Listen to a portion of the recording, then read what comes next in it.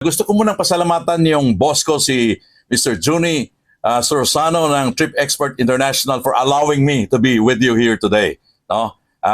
Naka-excuse ako sa work. So, umpisahan na natin. Ulit, gusto kong batiin yung lahat na mga nanonood sa atin saan mang panig ng mundo. Magandang hapon po. Welcome to another learning session with Kabayan Rico. Ang ganda ng paksa natin, Mike, no? How to retire rich and not broke. Yan, pangarap ng bawat isa sa atin. Retiring with financial freedom in mind. Who wants to retire rich? Type 1, tingnan nga natin. No? Sino ba ang gustong mag-retire rich dyan? Hindi ko makikita yung comment dito pero tingnan natin. Okay, ayan, nakikita ko na rin. No? Maraming nanonood sa atin.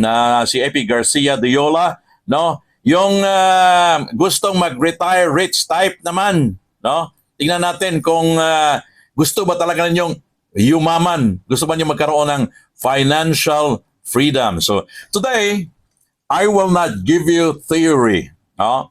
I will give you reality, real life, real experience, real talk.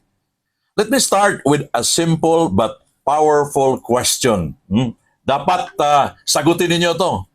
When the time comes for you to stop working with your present financial standing, will you be retiring rich or retiring broke? Let's be honest. No? Let's have self-analysis, yung tinatawag sa psychology na introspection. No? Dapat masagot natin yan. Because the truth is, it's not determined by how much you earn, but how much or how you manage what you earn. Hindi tayo nababaon sa utang ng bigla. Dinidrain tayo ng maliliit na gastos araw-araw. At hindi yan sa palakihan ng sahod. Paliitan ng gastos yan at padamihan ng paraan sa pagkita ng kapirahan or multiple streams of income. Today, I'm going to share real practical insights that can change your financial future. We'll talk about how to save money even if your income feels limited, how to control spending in a world full of temptations, and the most important, how to identify the daily habits, the financial leaks that silently trap people into living paycheck to paycheck, no? Para hindi tayo kakanta ng isang kahig, isang tuka, ganyan kaming mga dukha, di ba? If you are 40 up, nako, kilala niyo yung kantang yan at you can sing along, no?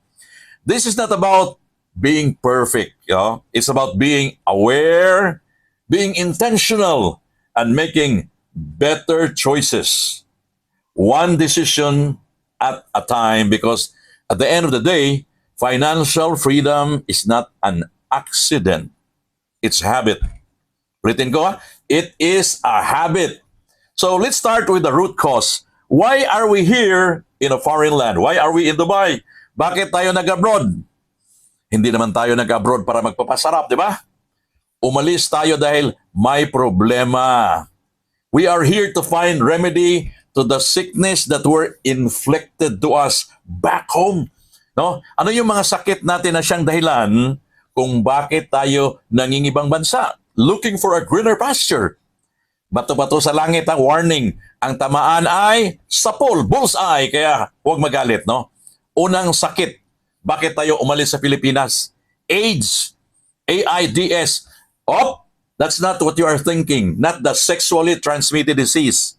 AIDS as in acute income deficiency situation. Tagalogin natin para madaling maintindihan. AIDS, ang income di sapat. Klaro ba yan? Ang income di sapat. Type R if you can relate. Ulitin ko Type R if you can relate.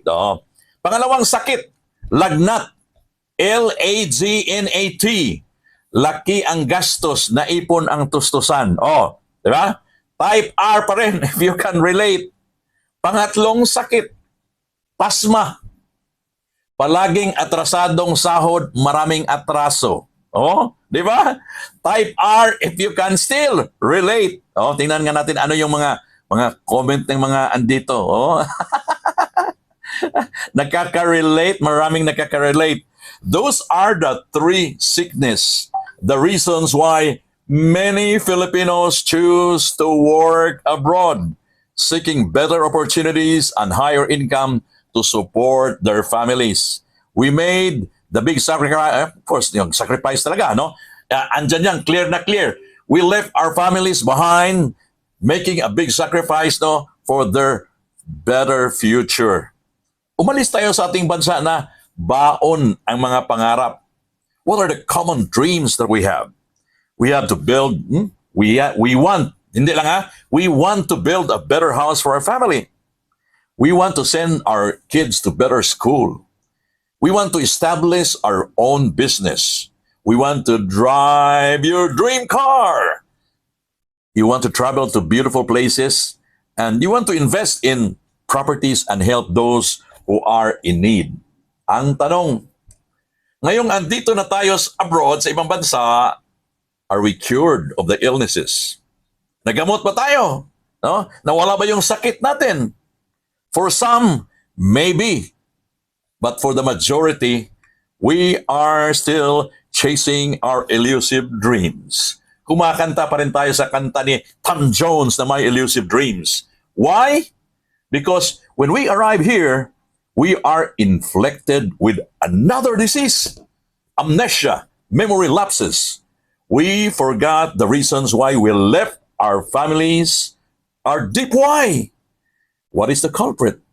Why we are still financially struggling? Lifestyle change from simple living to upgraded lifestyle. Nako, nakaka-relate ba kayo? Ha? Yung sinasabi kong upgraded lifestyle, nabago na ang preference natin. Both ladies and men are guilty with this, although not all. Meron mang iba na hindi, no? May mga OFWs tayong may disiplina when it comes to money management, but majority are guilty. So let's start with the ladies first. I said earlier, not all. Hindi po lahat, ha? Kaya huwag kayo masaktan. When you were still in the Philippines, your favorite brand, ladies, your favorite brand was Suen.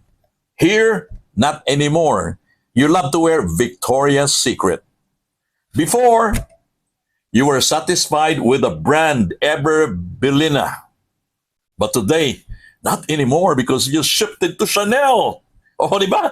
Mahal na ngayon. When attending parties, you carried ordinary bags. Di ba? Lang may planong mag-Sharon dyan. But here abroad, not anymore because you love to carry LV.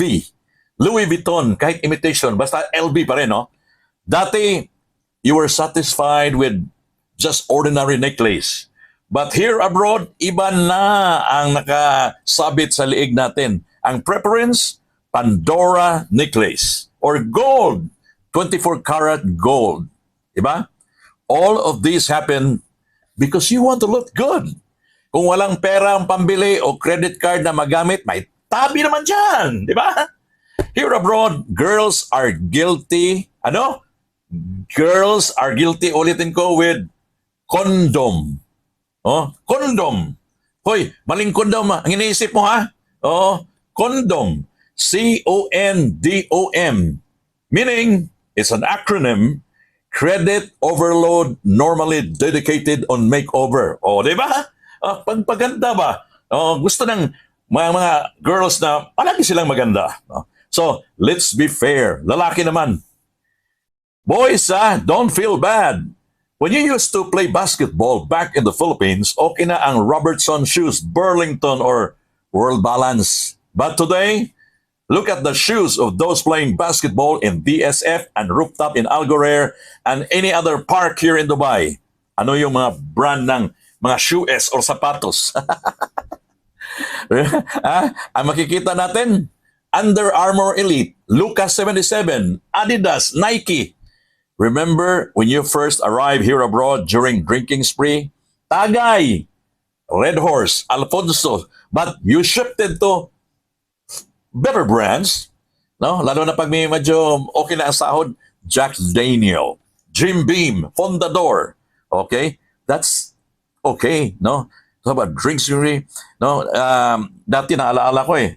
Um, Pag unang salta pa lang, drinking spree, nasa flat lang, no? Sa villa. Pero right now, no? Kasi may maganda ng sahod, totally different scenario. You wanna go bar hopping on weekends. Kasi gusto nating, ano ba, medyo level up. Dati, relo ng karamihan ay Casio, Timex. But here abroad, ang mga lalaki, tingnan nyo ang suot, no? Ang brands, G-Shock, Omega, Rolex, kahit imitation, pwede na para meron logo pa rin. No? Dati, you love to wear Giordano shirts, Benz, Pen Shop. But here abroad, you shifted to Versace, Balmain, Gucci, Balenciaga. Social, di ba? Some men with high salary scale will develop a poultry. Oh, ano ba yan? Baka sabihin niya, Kabayan Rico, walang poultry dito. Dubai ito. Oy, huwag kang ganyan. No, yung mga malaking sahod. Ibang poultry naman, no? Ang poultry ng mga may malaking sahod na lalaki, no? With a chick here and a chick there. Here chicks, there chicks. Everywhere chicks, no? Daming jowa. But not all naman. Hindi naman lahat, ha? May mga faithful din, no? Like tulad ni Coach Joey, Coach Michael, ni Kabayan Rico. Oy, huwag kayo mag-react, ha? Men abroad are guilty with pills. Baka sabihin nyo na, ano ka ba? Nasisiraan nata si Kabayan Rico. Pills ginagamit ng lalaki? Hindi, ibang pills naman ito. Pills as in pleasure in lots of love and spending. O, di ba? Acronym lang yan. Again, bato-bato sa langit, ang tamaan ay sa pool. Kaya huwag magalit. No? The lifestyle change or upgraded lifestyle are the reasons why many live a life paycheck to paycheck. 3 days before payday, pizza de peligro na. Worst scenario, utang na naman bago payday, no? Minsan, yung iba, prenda, Emirates ID at passport. It's a vicious cycle, no? To classify the reasons why we are still financially struggling in spite of the fact that you've been working as an OFW for 15 years, 20 years, and even more, OFW pa rin, no? As in, overwork, financially weak. We are guilty with two things, overspending and oversending. Oh, sino ba yung naka-relate sa sinasabi ko? Ha? Oversending and overspending. Ha? Tatalakayin natin. I already touched on overspending, so now let's move on to something more emotional. Oversending. Because let's be honest, this is not just a habit. This is a lifestyle. Every end of the month, automatic na yan. Parang may alarm sa utak natin, no? Sweldo na, send na, padala na, padala doon, padala dito. Siyempre, happy tayo kasi nakakatulong tayo sa pamilya. But here's the reality. Every time may message na, anak, pwede bang pahingi ng kunting dagdag? Kuya, may kailangan ng bilhin. Ate, emergency lang, need ko money. Biglang speechless. Biglang natahimik tayo. Gusto mong mag-reply na next time na lang, no? Pero ang na-type mo, iba. Anong na-type mo? Sige, padala ako mamaya. Why? Because we don't want them to feel bad. Ayaw natin silang masaktan. Ayaw nating isipin nila na nagbago na tayo, no? So what we do, even if we don't have money, we resort to borrowing just to please them. Imagine, ikaw na nga ang nagpapadala, ikaw pa ang nagkakautang. Parang may mali ata sa equation, di ba? Now, let me bring you back. Do you still remember the time when we were still in the Philippines?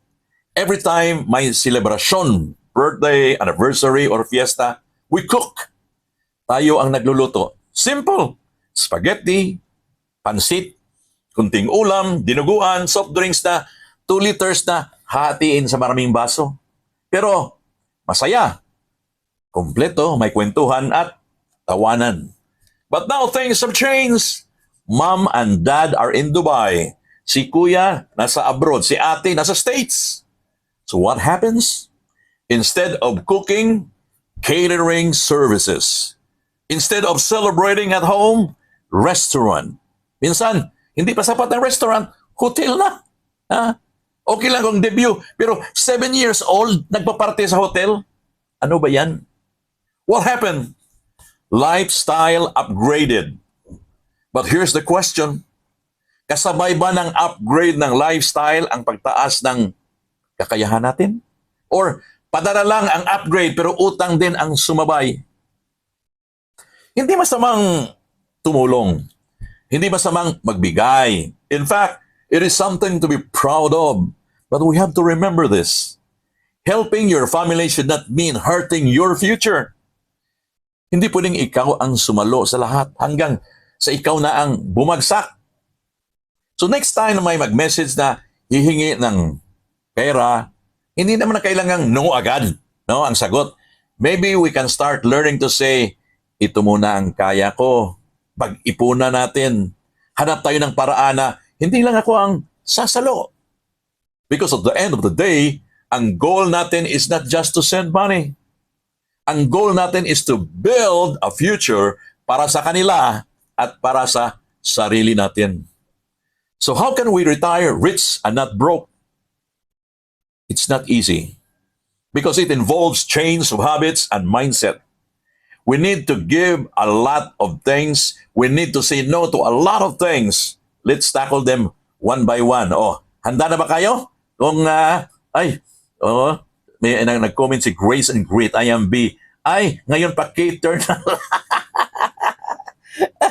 So, isa-isahin natin, ha? We need to say no to a lot of things as I mentioned earlier. No?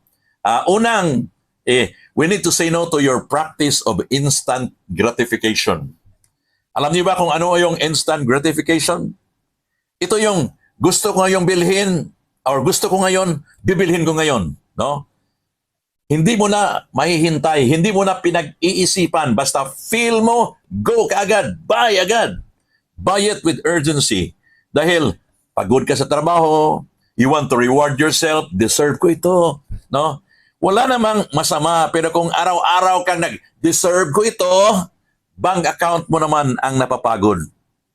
Instead, practice delayed gratification.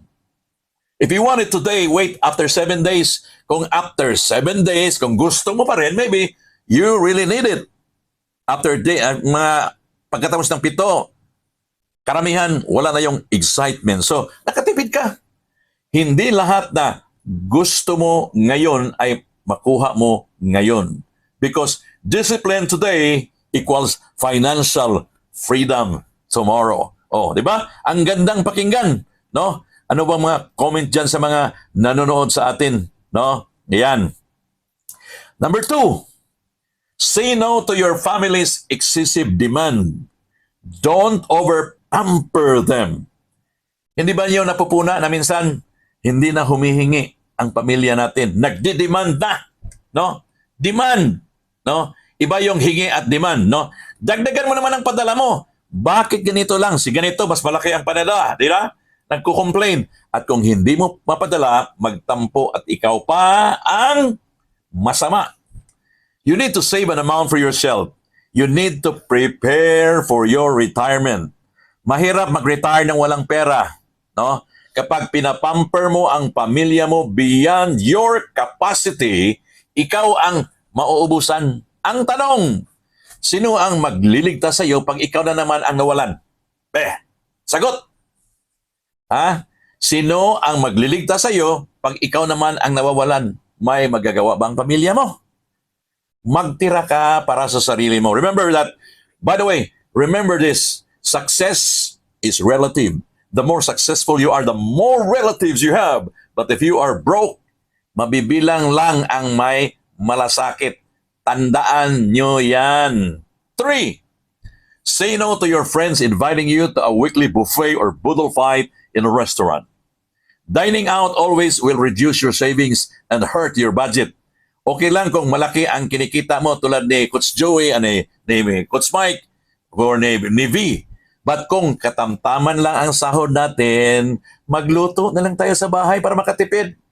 Huwag kang sumabay sa mga friends mo na malaki ang sahod, no?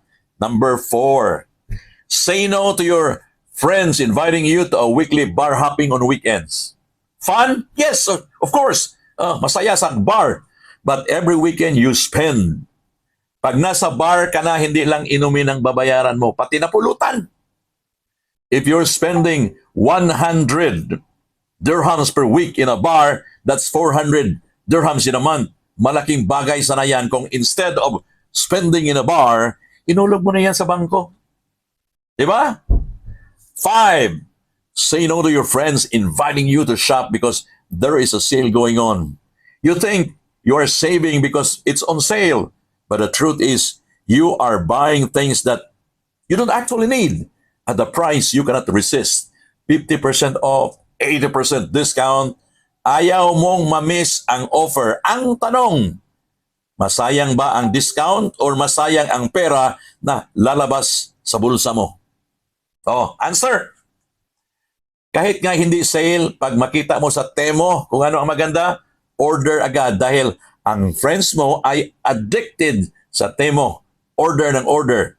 Yung sense of belongingness ba, no? Yan ang problema eh. Ang dahilan, yan ang dahilan kung bakit nagsashop ka rin, no? You want to be in. If you are ordering on a monthly basis, that's already a big amount kung nilagay mo sa savings yan. Number 6, say no to your inner cravings to buy branded items like the signature brands. Lifestyle change would affect your savings. Always remember that. From Uniqlo to Balmain, from simple shoes to luxury sneakers, from Casio to Rolex, from Benz to Bulgari, from Suen to Victoria's Secret. May iPhone nga pero wala ka namang ipon. Di ba? These are high cost but low returns. Buying designer brand as an OFW isn't wrong, but it has very real effect on your savings. Bakit? Instead of working abroad for 5 years, maging 10 years na. Dahil hindi pa natupad ang iyong mga pangarap. If you cannot stop the urge because you want to keep up with your image, then at least minimize it. 7, say no to the temptation of taking taxis every day. If there's bus or metro to your workplaces, then take the bus or the metro. Don't ride a taxi. If you are spending 30 dirhams daily for your taxi fare, that is already 900. More than enough to pay for a monthly mortgage payment of a housing loan for investment purposes. If you are physically challenged and you can hardly walk, then it's okay. But taking taxi for image building, pogi points, is totally wrong. Kung kayang lakarin, maglakad lang. Na-exercise ka pa. Remember, comfort today, extended contract tomorrow. Maging OFW for life ang result niyan. Diba? Are we learning so far? No? 8, say no to your habits of watching movies monthly. Every time you watch a movie that is 40 dirhams, may popcorn pa. No? Hindi pa kasali yung 40, hindi pa kasali yung popcorn, nachos, di ba? Hindi ka naman pwedeng hindi bibili ng drinks. Baka mabulunan ka.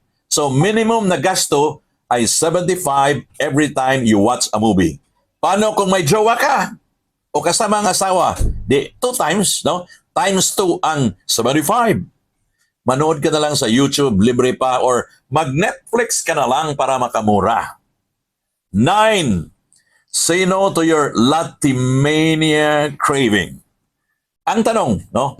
Bakit nga ba maraming mahilig pumunta sa mga mamahaling coffee shop at magtambay? I don't have to mention the brands of this coffee shop na marami dyan sa Al Ghurair, no? Marami sa City Center, no? Sabi nila, stress relief, me time, reward ko ito sa sarili ko, social life, bonding with friends, posting for social media image. Diba? Di ka naman pwedeng mag-order ng 3-in-1 coffee sa loob.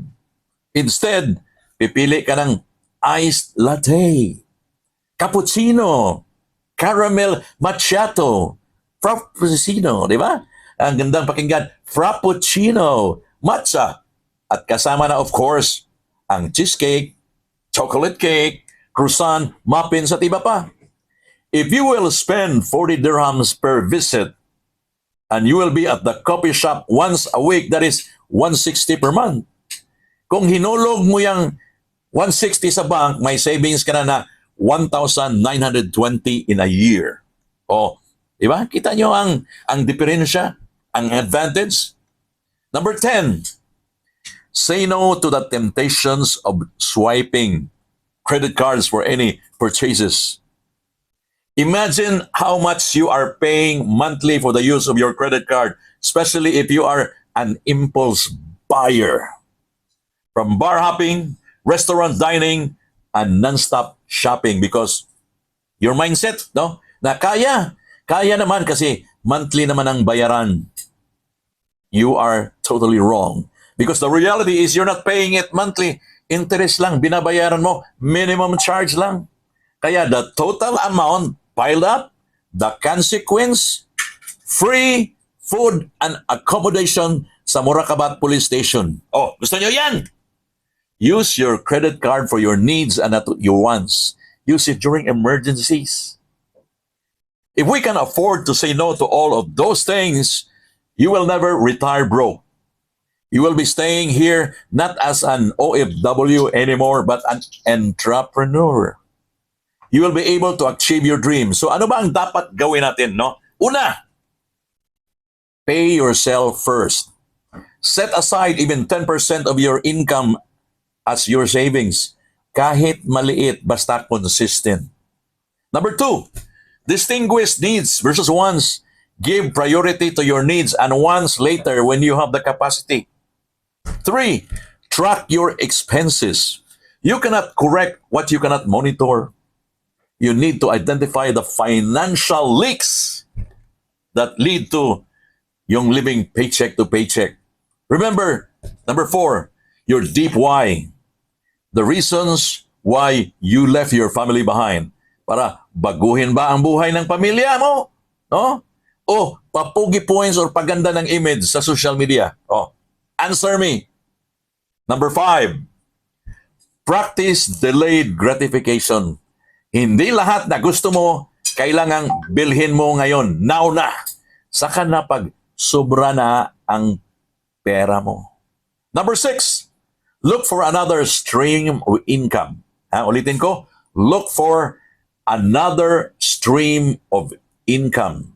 Mag-part-time ka during free time. Pwede kang mag-sales agent ng mga real estate companies, engage in multi-level marketing, or even affiliate marketing. Marami, no? Remember this. You cannot look rich today but still be broke tomorrow. Ulitin ko. You can look rich today but still be broke tomorrow. Or you can live simple today and retire rich tomorrow. The choice is yours. I leave you with 3 C's in life: choice, chance, and change. You need to make a choice to grab the chance. Otherwise, your life will never change. Maraming salamat for joining me today.